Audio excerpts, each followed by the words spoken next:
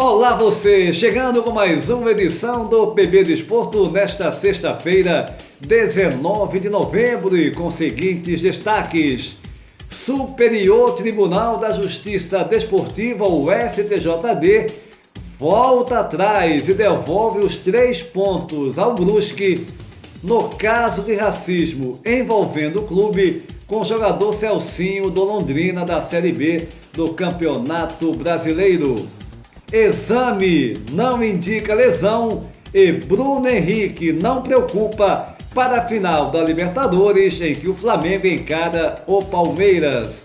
A reta final do Campeonato Brasileiro da Série A com jogos da 34ª rodada nesse final de semana. Aqui na Europa, a vitória do Sporting diante do Varzim pela Taça de Portugal e os próximos jogos da competição. Em situação delicada, técnico do Manchester United se reúne com jogadores para uma reviravolta no time. No bate-papo do PB Desporto, Jorge Moraes em Maceió, Alagoas e Antônio Manuel Góes, no Rio de Janeiro, analisam a 9 dias da final da Libertadores a situação do Flamengo e do Palmeiras, assim como a grande final da Copa Sul-Americana nesse sábado 20 de novembro, envolvendo as equipes brasileiras do Atlético Paranaense e do Red Bull Bragantino. Antes de mais nada, convidando você para se inscrever no nosso canal, deixar o seu like e compartilhar os nossos vídeos em suas redes sociais. E o jogador Bruno Henrique, após exame, uma notícia boa para a torcida do Flamengo, não foi detectado lesão e Bruno Henrique está apto para jogar a final da Copa Libertadores. Vamos falar desse e outros assuntos no decorrer dessa edição do PB Desporto. Mas agora é a hora do nosso bate-papo, eles já estão prontos. Jorge Moraes em Maceió, Antônio Manuel Góes no Rio. Começa contigo, o primeiro assunto desse nosso bate-papo é a 9 dias da Libertadores, estamos bem próximo aí, no dia 27 de novembro, Flamengo e Palmeiras em Montevidéu, capital do Uruguai. Como é que vocês analisam o momento de Flamengo e Palmeiras? Tivemos mais uma rodada no Brasileiro, o Palmeiras mais uma vez derrotado, a segunda derrota consecutiva, o Flamengo, pelo contrário, a segunda vitória, a terceira consecutiva. O último jogo agora contra o Corinthians, o Palmeiras perdendo para o São Paulo. E aí, Moraes, começa contigo. A análise que você faz no momento dessas equipes. Olá, Júnior, tudo bem? Um abraço para você, outro abraço bem forte para o Antônio Manuel e para todo mundo que está ligado aqui no PB Desporto. Júnior, nessa praticamente reta final de Campeonato Brasileiro da Primeira Divisão, a divisão especial aqui no futebol brasileiro, a gente está vendo Flamengo e Palmeiras abrindo mão de alguns jogadores titulares e às vezes até na sua totalidade, como é o caso do Flamengo, pensando exatamente na decisão da Copa Libertadores da América, essa decisão que vai acontecer exatamente entre Flamengo e Palmeiras. O que eu acho é o seguinte: o Flamengo tem um time reserva melhor, o Flamengo tem um time alternativo melhor, o Palmeiras com o seu time principal, na minha opinião, já não vai fazer frente ao time principal do Flamengo. Hoje eu gosto muito mais do rendimento do Flamengo. O resultado do Flamengo no Campeonato Brasileiro em alguns momentos pode até dificultar, mas é um time melhor. E o Palmeiras não vai conseguir com isso criar uma boa situação para essa decisão de Copa Libertadores da América. O Flamengo com o time alternativo vem vencendo e caiu nas graças da sua torcida. O Palmeiras não. O Abel Ferreira, o português técnico do Palmeiras, está sendo muito criticado. Ele anda muito nervoso, ele anda inclusive até abandonou o time antes de terminar na derrota para o São Paulo por 2-0. Então a minha opinião é que, independente de Flamengo e Palmeiras estarem atuando com os times alternativos para a decisão da Copa Libertadores da América, na minha opinião, o Flamengo é favorito para ficar com o título, viu, Júnior? Tá legal, Moraes. Decisão, como eu disse a você no programa anterior, decisão de uma competição ainda mais tão grande como a Copa Libertadores, não tem favorito. Claro, você tem uma equipe que pode estar melhor. Eu também considero que o momento do Flamengo agora, até o lado emocional, né, com o que a gente viu no Maracanã, a torcida incentivando o time, aplaudindo do começo ao fim, e depois do gol, então, aquela festa tamanha no Maracanã. Já o clima totalmente oposto em São Paulo, no Allianz Parque, com o Abel sendo xingado. Teve uma atitude para mim lamentável, ele saiu 4 minutos antes do final da partida, depois justificou dizendo que não queria tomar o cartão amarelo, que estava chateado e iria acabar sendo penalizado. Para mim essa desculpa não tem nada a ver, mas enfim, são situações opostas. Agora final é final. Para você no Rio, Antônio Manuel Góes, depois dessa rodada do Brasileiro, a sua opinião do momento dessas duas equipes? Antônio Júnior, Moraes e gente ligada no PB Desporto. Há 9 dias da final da Libertadores em Montevidéu, a curiosidade sobre o efeito nos finalistas de antecipado calor humano proveniente da arquibancada. À margem do apuramento físico, técnico e tático estratégico, Palmeiras e Flamengo também seriam acaso condicionados pela injeção de ânimo das respectivas torcidas nos estádios, substituídas no curso de 1 ano e 8 meses por profiláticas doses de vacina na pandemia? Ocorre que nesta etapa concomitante de preparativos rumo à finalíssima no Uruguai, assistimos nessa última quarta-feira 17 a distintos ambientes de comoção no Allianz Parque e no Maracanã. Enquanto uma galera de majoritários palmeirenses entre os 35.570 pagantes no clássico paulistano xingou estrepitosamente, até com ameaças, o treinador Abel Ferreira e sua equipe na derrota de 2-0 para o São Paulo de Rogério Ceni, que havia caído por sinal de 4 diante do Flamengo no domingo 14 em pleno Morumbi. O Maracanã reeditou a apoteótica manifestação de quase 50 mil rubro-negros na vitória mais que merecida sobre o Corinthians, última apresentação em casa antes de o time bater asas para a capital uruguaia. Enquanto o elenco dito quase reserva do Verdão foi amplamente subjugado pelos São Paulinos e os 2-0, até que acabaram generosos para os derrotados, seu similar do Flamengo sentou praça no campo defensivo corintiano. Ao fim e ao cabo, quem antevia decisivas jogadas de Renato Augusto e Roger Guedes acabou contagiado pelos suplentes adversários, João Gomes, 20 anos, eleito melhor do jogo, e Rodinei, até bem pouco impensável o plano B de Renato Gaúcho, depois do já consolidado Michael, que aplicou uma canetada em seus marcadores e cruzou em passe açucarado para a cabeçada mortal de Bruno Henrique. Enquanto no Allianz Parque, Luiz Adriano e companheiros do Palmeiras, com 2 derrotas consecutivas no Brasileirão, eram demonizados pela fúria passional da galera, o feericamente rubro-negro Maraca cantava, como em outros carnavais, a inclusiva ironia poética de festa na favela. Mas afinal, o que tem a ver essas diametralmente opostas realidades dentro e fora de campo pelo Brasileirão com a final de Flamengo e Palmeiras da Libertadores?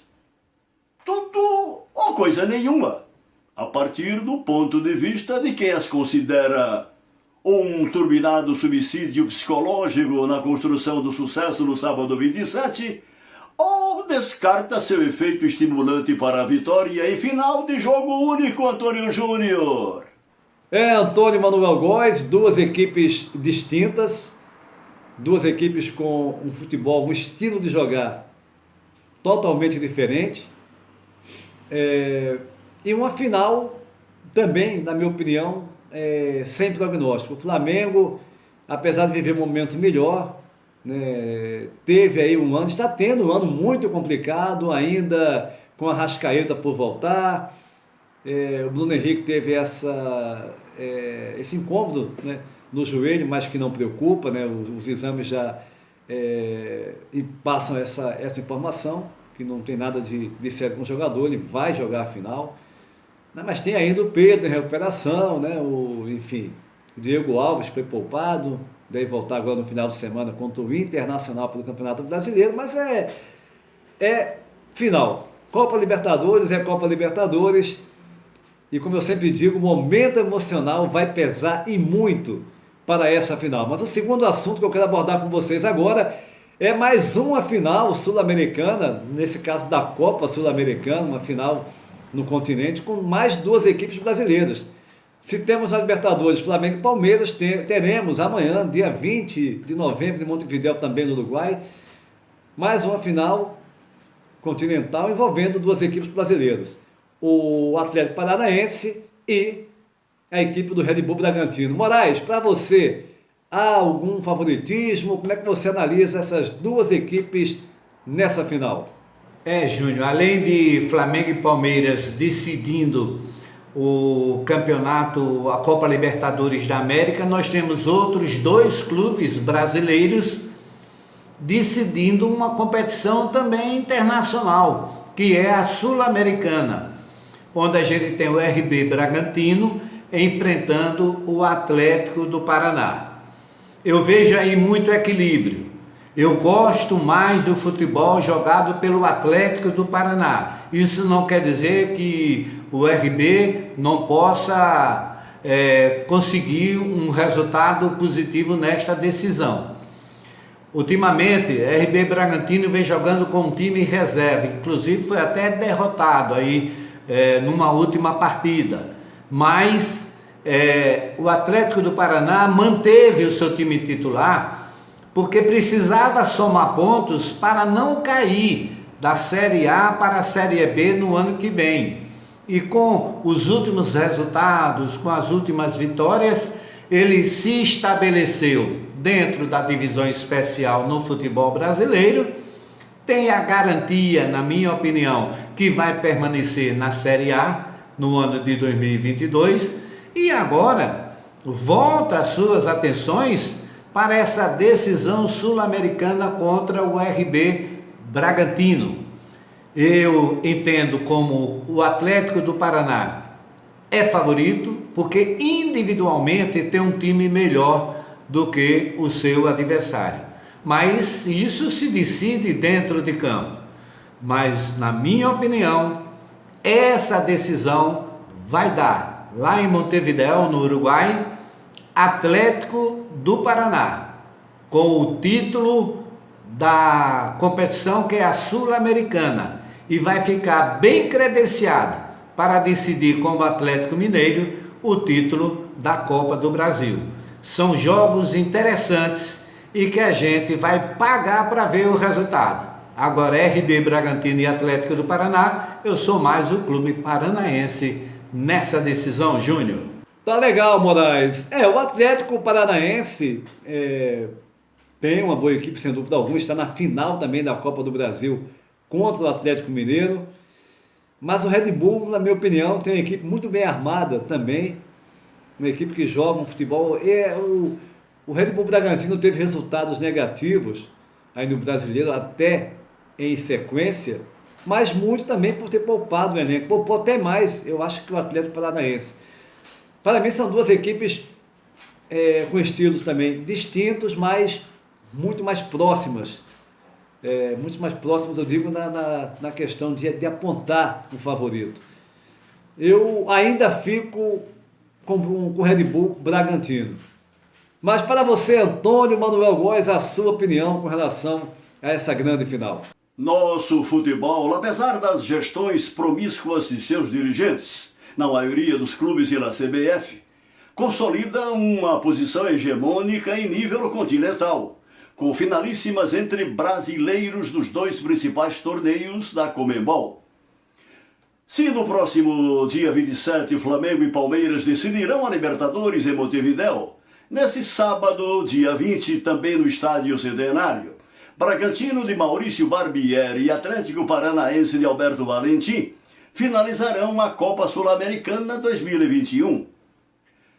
Além de eliminar o Flamengo e se garantir na final da Copa do Brasil contra o Atlético Mineiro, o Furacão do Paraná, 13º do Brasileirão, ganhador da Sul-Americana em 2018, chegou à decisão desse sábado ao passar pelo Peñarol, com vitórias na fase semifinal, em jogos de ida e volta.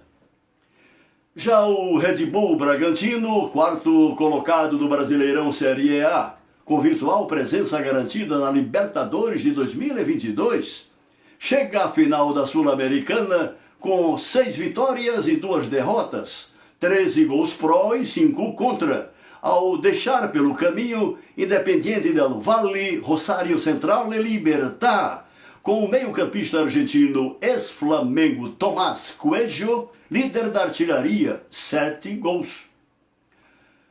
Pela convincente regularidade da equipe de Barbieri na temporada, a base de jogo propositivo e defesa alta poderia cravá-la como potencial vencedora da Sul-Americana, mas em decisão de jogo único, por prudência, é pertinente incluir o fator imponderabilidade. O Atlético Paranaense, rigorosamente encastelado na retaguarda, aposta em velozes contraofensivas para surpreender o adversário. Em tese, apostaria 60% de minhas fichas no Massa Bruta, de Bragança Paulista. Aliás, codinome inapropriado para uma equipe que, à margem dos medalhões concorrentes, tem jogado fino da bola. Entretanto, pelas circunstâncias aqui expostas, prefiro aguardar o apito final do uruguaio Andrés Mattone, ou, quando muito, respaldado pelo andamento da decisão Antônio Júnior. Tá legal, Antônio Manuel Góes. Essa final promete muito. Promete muito. Vai ser um jogo, eu acredito, de um bom nível. O Atlético de forma mais cuidadosa, mais defensiva, com mais cuidados defensivos, mas uma equipe que provou ser eficiente, ser competitiva, assim como o Red Bull Bragantino, que me agrada um pouco mais. O estilo de jogo do Red Bull Bragantino, buscando a vitória de forma mais intensa, me agrada mais. Mas é um jogo, de fato, que promete muito nesse sábado, 20 de novembro, em Montevidéu, no Uruguai. Antônio Manuel Góes, no Rio de Janeiro, e Jorge Moraes, em Maceió, Alagoas, aqui no Bate-Papo do PB Desporto. E o caso Celcinho, o ato de racismo cometido por um dirigente do Brusque, um dirigente racista, um dirigente insano, que pela 21ª rodada do Campeonato Brasileiro, no confronto em Brusque, envolvendo Londrina com a equipe catarinense, falou palavras ofensivas, racistas ao jogador Celcinho. Mais um ato repugnante, mais um ato deplorável. O juiz do jogo colocou na súmula essas palavras racistas, mas ontem, ou melhor, nessa quinta-feira última, dia 18 de novembro, em videoconferência, tivemos aí o STJD se reunindo, o jogador Celcinho com o seu advogado presente de forma online, em videoconferência, e por 6-2, o STJD acaba por devolver os 3 pontos que haviam sido retirados do Brusque como uma das punições ao clube diante desse ato racista. Uma atitude lamentável, mais que lamentável, vergonhosa, repugnante, e que deixa bem claro que o racismo é algo presente em nossa sociedade muito mais do que se pensa. O racismo é muito maior, mas muito maior do que muitos imaginam. Basta você ver aí situações do cotidiano, no restaurante, por exemplo, um restaurante melhor, mais alinhado, você só vê brancos. Só vê brancos. E isso se estende a outros setores da sociedade. Muita gente que diz que não é racista, que não é preconceituosa, mas no menor ato demonstra esse racismo. Muitas pessoas se incomodam quando você bate fundo nessa tecla do racismo. Mas é algo inconcebível. Queiram alguns ou não, é algo inconcebível. É algo que tem que ser realmente combatido. E o futebol, nessa quinta-feira, deu um péssimo exemplo. Deu um péssimo. Foi uma vergonha isso que o STJD, desse julgamento, fez. 6 votos a 2. E o Celcinho, a multa permanece de 365, a punição, né? 360 dias impostas ao dirigente, mais a multa de 30 mil reais ao Brusque, mas isso é pouco. E mais, a atitude do Cruzeiro, por exemplo, no jogo em que empatou com o Sampaio Corrêa em 1-1, nessa quinta-feira, é muito legal colocar risco racismo na camisa, mas são atitudes ali isoladas. Faz uma vez, faz duas, os próprios clubes precisariam fazer atitudes permanentes contra o racismo. Não basta você fazer um ato ali momentâneo, tem que ser algo frequente. E o racismo tem que ser combatido, sim. Como já disse aqui várias vezes, não basta dizer que não é racista, tem que ser antirracista.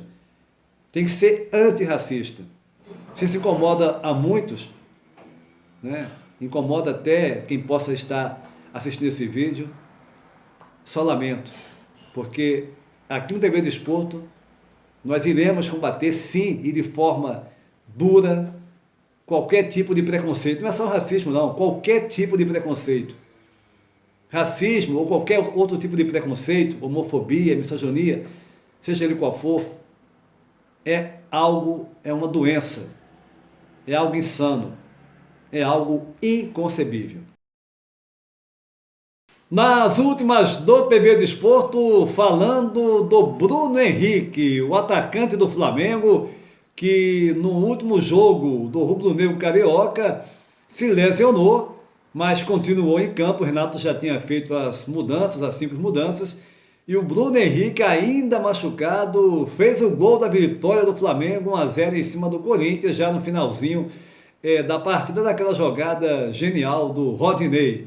O Bruno Henrique, após o término do jogo, preocupou a todos, a torcida do Flamengo, a comissão técnica preocupada se aquela contusão era séria, se seria uma lesão, mas o exame realizado nessa última quinta-feira deixou todos do Flamengo calmos, já que não houve lesão. O Bruno Henrique vai ficar em repouso, né, sendo preservado até a grande final, mas estará presente, segundo a comissão, o departamento médico do Flamengo informou nessa quinta-feira.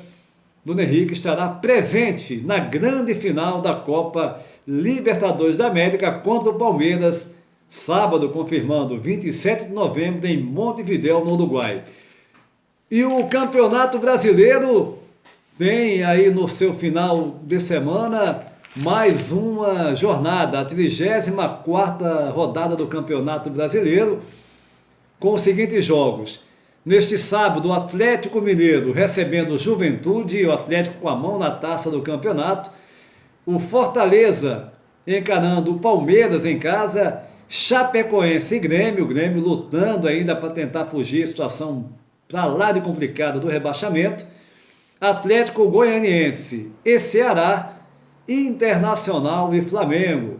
Um jogo aí também importante dessa rodada do Campeonato Brasileiro. No domingo, Corinthians e Santos, o clássico paulista no Campeonato Brasileiro. Fluminense e América Mineiro, Bahia e Cuiabá são os jogos dessa rodada do Campeonato Brasileiro. O Atlético é o líder, 71 pontos, segundo vem o Flamengo com 63 pontos ganhos. Terceiro, Palmeiras com 58. Quarto, Red Bull Bragantino com 52. Os 4 que estariam garantindo vaga de forma direta à próxima Libertadores da América. Em quinto, o Corinthians com 50. Em sexto, o Fortaleza com 49. E essas equipes iriam disputar a fase pré-Libertadores. Já a Taça da Liga, falando aqui notícias da Europa, teremos o prosseguimento da Taça da Liga nesta sexta-feira e no sábado, no final de semana. O Sport, nessa quinta-feira, derrotou com dificuldades a equipe do Varzim por 2-1, 2 gols do Pedro Gonçalves, um deles já no final da partida, decretando a vitória já nos acréscimos de 2-1 do Sport, que está garantido na fase oitavas de final da competição. Os jogos desse final de semana, nessa sexta-feira, o Casa Pia recebendo o Farense, Penafiel e Portimonense, melhor dizendo, e o Benfica do Jorge Jesus encarando o Passos de Ferreira. No sábado, o Lessa contra o Gil Vicente, Vizela e Estrela Amadora, Rio Ave e Olhanense, Braga e Santa Clara, Alverca e Famalicão, Porto, Futebol Clube do Porto e o Farense. No domingo, Serpa e Estoril, Paredes, aqui da minha região, da nossa região, Paredes e Torrense, Caldas e o Belenense Saad, Vila Franquense e Mafra, Moreirense e Vitória de Guimarães e o Tondela recebendo a equipe do Leixões. Já o técnico do Manchester United, o Solskjaer, que vive um momento para lá de complicado no comando técnico da equipe inglesa, se reunindo nesta sexta-feira de manhã, dia 19 de novembro, com jogadores de peso da equipe do Manchester United para tentar encontrar uma solução para o momento por qual passa o clube. Muito complicado, o Manchester United é o 6º colocado no campeonato inglês com apenas 17 pontos, vai enfrentar agora, no sábado, pela Premier League, a equipe do Watford, que é a 17ª, com 10 pontos na competição, sendo que o United, nos últimos 12 jogos, teve 6 derrotas e 2 delas de goleada, 5-0 para o Liverpool e 4-2 para o Leicester.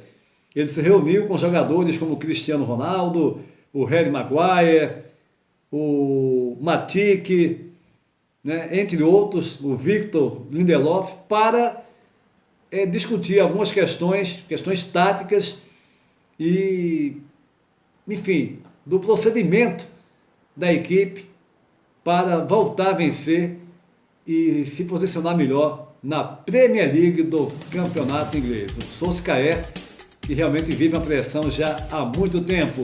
O PB Desporto vai ficando por aqui, convidando você para se inscrever no nosso canal, deixar o seu like e compartilhar os nossos vídeos em suas redes sociais. Vá também no PB Desporto no Instagram, sempre com informações do mundo do futebol aqui em Portugal, no Brasil e pelo mundo. A todos um abraço e até a próxima!